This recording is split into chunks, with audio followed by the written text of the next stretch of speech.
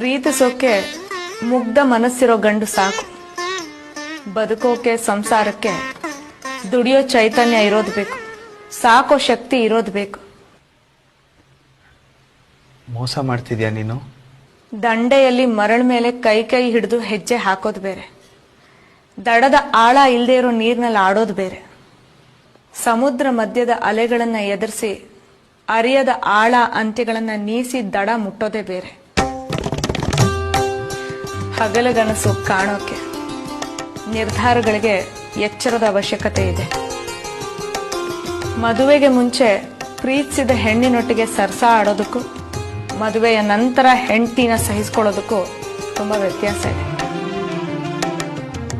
ಆಸ್ತಿ ಅಂತಸ್ತು ಬಿಟ್ಟು ಬರ್ತೀನಿ ಅಂತೀಯ, ಮೊದಲು ಅದನ್ನ ದಕ್ಕಿಸ್ಕೊಂಡು ನಿನ್ನೆದಾಗ ಮಾಡ್ಕೊ, ನಂತರ ಸಾಧ್ಯ ಆದ್ರೆ ಬಿಟ್ಟು ಬಾ. ಸ್ವಂತದ್ದನ್ನ ಅನುಭವಿಸಿ ಸಾಕಾಗಿ ಬಿಟ್ಟು ಬರೋದಕ್ಕೂ ಸ್ವಂತವಾಗಬಹುದಾದನ್ನ ಬಿಟ್ಟು ಬರೋದಕ್ಕೂ ಬಹಳ ವ್ಯತ್ಯಾಸ ಇದೆ. ಹೊರಡ್ತೀಯ?